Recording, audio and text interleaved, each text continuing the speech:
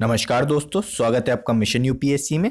Fact for prelims में आज हम 8 जुलाई के करंट अफेयर को डिस्कस करेंगे, जो प्रीलिम्स के हिसाब से इंपॉर्टेंट होंगे और डिफरेंट एग्जाम्स के हिसाब से भी इंपॉर्टेंट होंगे। तो चलिए दोस्तों शुरू करते हैं। फर्स्ट न्यूज़ है, वर्ल्ड बैंक ने $400 मिलियन का सपोर्ट करा है गंगा रिजुविनेशन को। मतलब जो नमामि गंगे हमारा प्रोग्राम चल रहा है गंगा की सफाई के लिए, क्लीननेस के लिए, उसके तहत दूसरी बार वर्ल्ड बैंक ने $4,000 मिलियन का सपोर्ट फिर से किया है। तो इसमें क्या कंटेस्ट है? कंटेस्ट ये है, वर्ल्ड बैंक और गवर्नमेंट ऑफ इंडिया के बीच में एक लोन एग्रीमेंट साइन हुआ है। लोन एग्रीमेंट और ग्रांट में एक फर्क है। लोन एग्रीमेंट कि आपको पैसा लौटाना है इंटरेस्ट के बेस पे और प्लस प्रिंसिपल, लेकिन जो ग्रांट होती है, आपने सुना होगा कि वर्ल्ड बैंक ने ग्रांट दी तो ये लौटाई नहीं जाती। ग्रांट मतलब एक तरीके का आप गिफ्ट मान लीजिए, उसको आपको रिफंड नहीं करना है। तो एक लोन एग्रीमेंट साइन हुआ है जिससे हम नमामि गंगे प्रोग्राम को और आगे बढ़ा सकते हैं। ये प्रोग्राम हमारा जो पॉल्यूशन है गंगा के अंदर उसको खत्म करने के लिए है और अच्छा मैनेजमेंट करने के लिए है हमारी रिवर का, गंगा का। और दोस्तों आपने एक चीज देखी होगी, कोविड-19 में जो गंगा थी वो बहुत अच्छे से, मतलब उसमें जो फिशेस थे, उसमें जो एनिमल्स थे वो बहुत अच्छे से दिख रहे थे और बहुत क्लीन लग रही थी। तो कहीं ना कहीं जो हमारी सोसाइटी है उसको ध्यान रखना होगा, जब भी वो ऐसे तीर्थ स्थानों पे जाएं तो वहां पर पॉल्यूशन ना करें। थर्ड पॉइंट ये है, $400 मिलियन का ऑपरेशन कंप्राइज करा गया है लोन में, और $381 मिलियन को $381 मिलियन को जो आपका रखा गया है और गारंटी दी गई है $19 मिलियन की प्रपोज्ड अप पे। ठीक है, मतलब कि आपका $381 मिलियन को तो आपको लोन के एग्रीमेंट की तरह ही करना पड़ेगा, और गारंटी कितनी की है? $19 मिलियन की। ये आपको याद रखने की भी जरूरत नहीं है। वर्ल्ड बैंक ने सपोर्ट करना शुरू करा था गवर्नमेंट को Namami Gange river basin project पे 2011 से दोस्तों, और ये इसका जो प्रोजेक्ट है वो सेटअप करा गया है national mission for clean Ganga के तहत दोस्तों, जो एक नोडल एजेंसी है रिवर को मैनेज करने के लिए। ठीक है, इसमें सीवेज ट्रीटमेंट के लिए फाइनेंस करा जा रहा है, इंफ्रास्ट्रक्चर अच्छे से डेवलप्ड के लिए भी पैसा दिया जाता है। तो कंटिन्यूटी प्रोवाइड करते हुए second national river Ganga basin project में फिर से इस बार वर्ल्ड बैंक ने अपना योगदान दिया है, मतलब लोन के तौर पे हमको पैसा दिया है, जिससे हम नमामि गंगे जो हमारा प्रोग्राम है उसको बड़े इनोवेटिव और अच्छे मेथड के तरीके से हम आगे बढ़ा सकते हैं। जो ऑनगोइंग है हमारा national Ganga river basin project, वो सेटअप करा गया था national mission for clean Ganga के तहत, और इसमें क्या था, जो सीवेज कलेक्शन है और ट्रीटमेंट इंफ्रास्ट्रक्चर है 20 टाउन्स का, उसको अच्छे से मेन स्ट्रीम गंगा के साथ दिया जाएगा, जिससे उनको कोई दुविधा ना हो। मतलब ये भी होता है कि ब्लॉकेज हो जाता है और बाढ़ का पानी डिस्ट्रिक्ट्स में चले जाता है, तो ऐसा ना हो जिससे पीपल्स को भी, जो हमारे जनसंख्या उसको भी बहुत दुविधा होती है। 1275 million litre per day sewage treatment capacity treated भी बनाया जाएगा। ठीक है, इसमें बताया गया है कि 3632 किलोमीटर का सीवेज नेटवर्क बिल्ड करा जा रहा है, जो हेल्प करेगा मोबिलाइजेशन में गंगा रिजुविनेशन के तहत दोस्तों। अब इसमें एक आ जाता है कि इसमें 254 प्रोजेक्ट चलाए गए, जिनकी कॉस्ट थी 24,000 करोड़ के आसपास।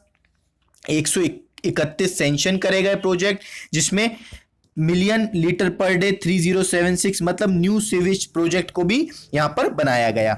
रिहेबिलिटेशन प्रोजेक्ट मतलब आसपास के जो लोग होंगे उनको रिहेबिलिटेट करने के लिए भी प्रोजेक्ट चलाया गया, और ओपन डेफिकेशन फ्री जो गंगा के किनारे विलेज आ रहे हैं उनको भी ओपन डेफिकेशन बनाया गया, और वहां पे हाउसिंग और टॉयलेट की फैसिलिटी को उपलब्ध कराया गया।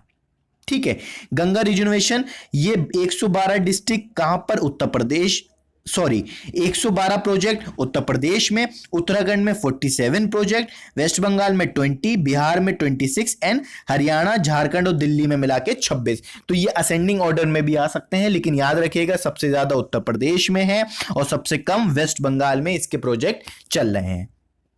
नेक्स्ट न्यूज है, इजराइल ने ओफेक 16 लॉन्च किया है लो अर्थ ऑर्बिट में। ये क्या है? एक इजराइल की सैटेलाइट है जो इंटेलिजेंस बेस पे इजराइल को सहायता करेगी। तो कंटेस्ट देखते हैं, इजराइल ने अपने पालामच्चिम एयरबेस से इसको लॉन्च करा है 12 सैटेलाइट को, जो ओफेक फैमिली के अंतर्गत आती हैं। ठीक है, और इसके अंदर जो पेलोड है रॉकेट का वो शेविट 2 है दोस्तों, ठीक है।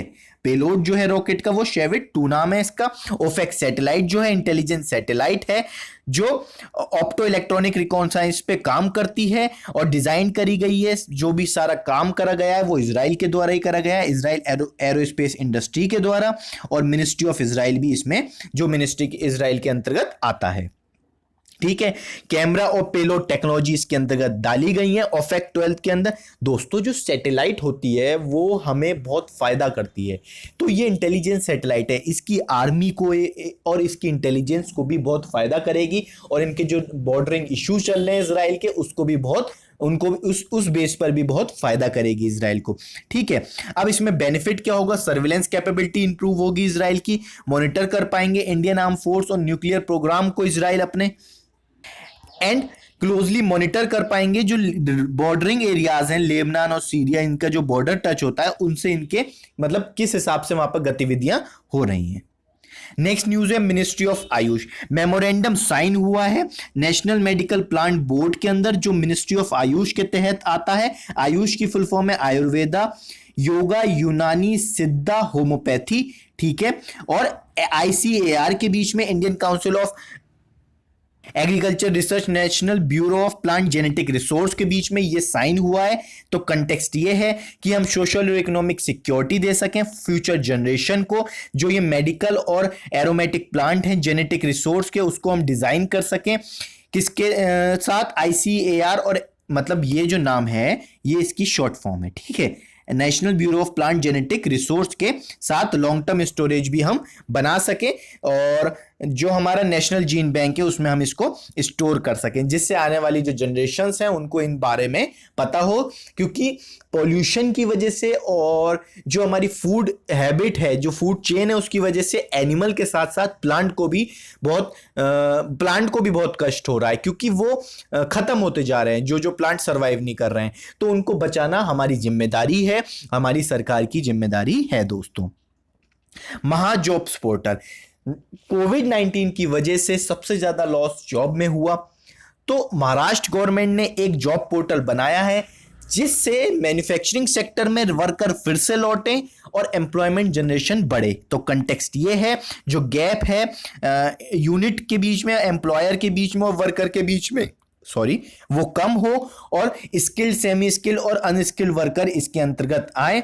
Mahajob portal Maharashtra industrial development corporation के द्वारा इसकी नोडल एजेंसी है महाजॉब पोर्टल की, और ये जॉइंट वेंचर है 3 डिपार्टमेंट का, department of labour, department of industry and the skill development entrepreneurship department का, जिससे अच्छे से फिर से वर्कर माइग्रेट होके इंडस्ट्रीज की तरफ को बढ़े और वहां पर मैन्युफैक्चरिंग के काम में अपना योगदान दे। और मनी का जो रोटेशन है वो जरूरी है कंट्री में, इकोनॉमिक रोटेशन, ठीक है। एम क्या है? जो कोविड-19 की वजह से, पेंडेमिक की वजह से अनएम्प्लॉयमेंट बढ़ा स्टेट के अंदर, उसको देखा जा सके, और 17 सेक्टर में ये जॉब प्रोवाइड कराएंगे। महाजॉब पोर्टल जो है वो एक इकोनॉमी को भी रिजम्पशन करेगा, मतलब इकोनॉमी को भी बढ़ाने में काम करेगा, और बिजनेसेस भी स्टैंडर्ड लेवल पे पहुंच पाएंगे, ठीक है। और ये फिलिंग अप करेगा जो शॉर्टेज ऑफ लेबर है, क्योंकि सारी लेबर अपने घर की तरफ चली गई थी कोविड-19 में, बहुत पेंडेमिक की सिचुएशन थी, तो बहुत उनको परेशानी भी हुई, तो उसको भी गवर्नमेंट ने देखा। तो इन सब चीज़ों से फिर से वो लौटें और अपने काम पर आगे की तरफ बढ़ें, क्योंकि दोस्तों कोविड-19 से हमको खुद प्रिकॉशन लेने हैं अब, ठीक है। मास्क पहनना है, हैंड सैनिटाइजर, दूरी करके बात करना है, और ज़्यादा बाहर नहीं निकलना अगर काम ना हो। तो जब तक वैक्सीन नहीं बनेगी हम घर में ऐसे तो रह नहीं सकते, क्योंकि मनी भी रोटेट करनी है कंट्री के अंदर, तो इस वजह से हमको अब आगे की तरफ बढ़ना पड़ेगा। नेक्स्ट न्यूज है document scanning app and first plasma bank for कोविड-19 पेशेंट इन वेस्ट बंगाल। पहला प्लाज्मा बैंक बनाया गया वेस्ट बंगाल के अंदर जो कोविड-19 में हेल्प करेगा। और ये कहां बनाया गया है? Kolkata medical college and hospital में, जो सबसे ओल्डेस्ट मेडिकल कॉलेज है इंडिया का, और ये फर्स्ट प्लाज्मा बैंक है स्टेट के अंदर वेस्ट बंगाल की, और सेल्फ स्कैन ऐप यूज हो रहा है जो एक अल्टरनेटिव है चाइनीज ऐप का कैम स्कैनर का। आप सबने यूज करा होगा कैम स्कैनर अपनी डॉक्यूमेंट को स्कैन करने के लिए, और उसको क्योंकि बैन कर दिया गया है गवर्नमेंट के द्वारा, तो सेल्फ स्कैन ऐप को यूज करा जा रहा है। और ये जो ऐप है ये फ्री ऑफ कॉस्ट अवेलेबल है डिफरेंट डाउनलोड एप्लीकेशंस पे। नेक्स्ट है solar power project Indian Railways in collaboration with BEL. BEL क्या है दोस्तों?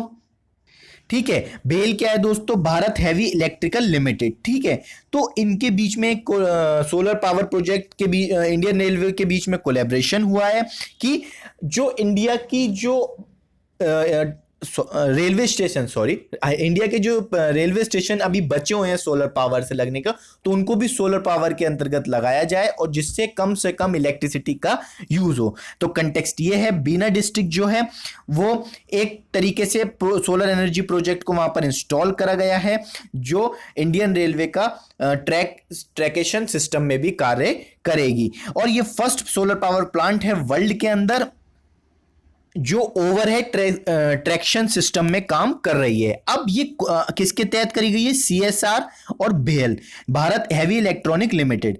अब सीएसआर क्या होता है? Corporate social responsibility. जो बड़ी बड़ी कंपनीज होती हैं उनकी रेस्पॉन्सिबिलिटी होती है कि अपना योगदान दे सोसाइटी में।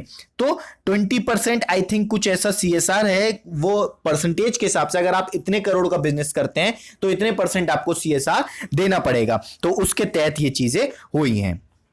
अब इंडियन रेलवे में जो अभी के दौर में लगी हुई हैं वो 25 किलोवाट का ऑल्टरनेटिव करंट है, लेकिन जब सोलर पैनल्स लगेंगे तो वो डीसी होंगे, डायरेक्ट करंट होंगे। ठीक है, इससे बेनिफिट होगा 1.37 करोड़ का इंडियन रेलवे को ईयर में, और 25 लाख यूनिट हर साल प्रोड्यूस करी जाएगी सोलर पावर प्लांट के द्वारा फॉर द इंडियन रेलवे के लिए। दोस्तों इस लेक्चर को मैं यहीं पे कंक्लूड करता हूं। इसकी जो पीडीएफ है आपको टेलीग्राम चैनल से मिल जाएगी जिसका लिंक मैंने डिस्क्रिप्शन बॉक्स में दे रखा है। Thank you everyone.